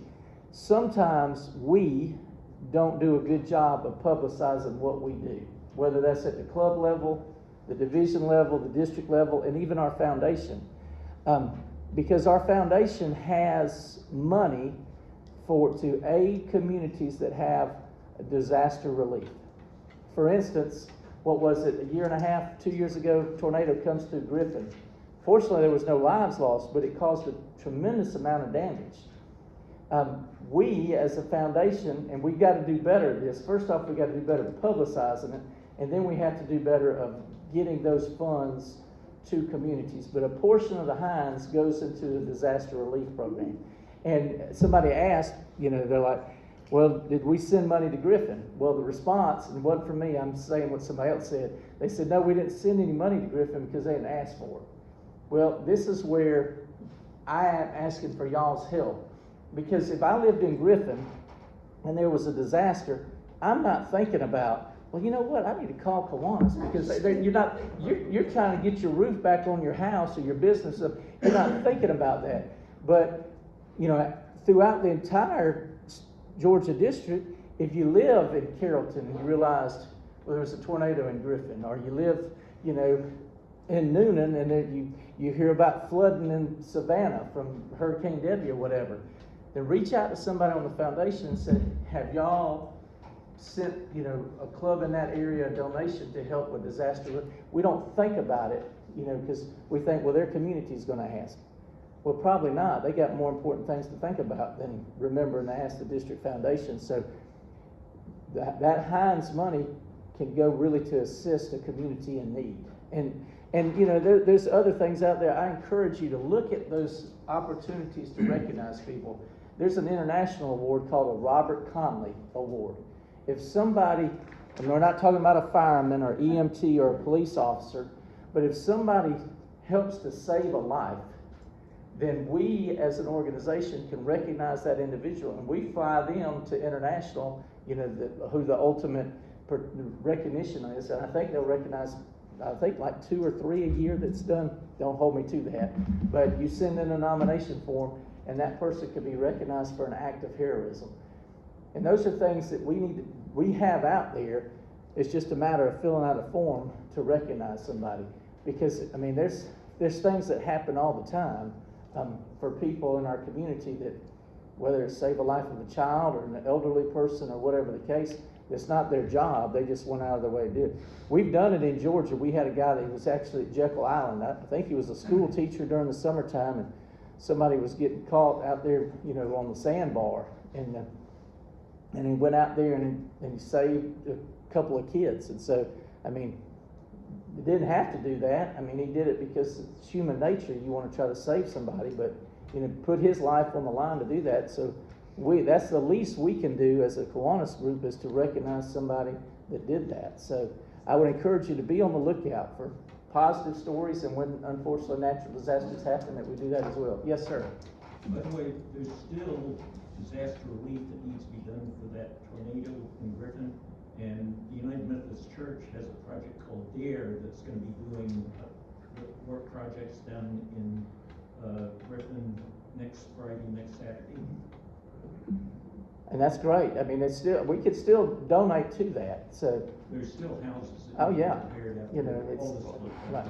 So hopefully nobody will need that, but it's out there. So, but that essentially is why I'm asking people as far as to do the Heinz. Now, if you pull up the brochure that's even online, I don't know that they've changed it yet. It used to be $1,000 for a Heinz. And so, but it still says 1,000 on the brochure. So I say this somewhat jokingly. So if you hand that to your club, and at the next meeting your treasurer hands you a check for 1,000, don't give it back. We'll send you 2 Heinz. So just realize that if you look it up, it is an error in that. I think, and when we got those printed, of course, you're not going to spend the cost to print a whole new brochure just to change the money on there. So thank y'all so much for coming today. Thank you, sir. Your CLE training in Noonan today was spectacular.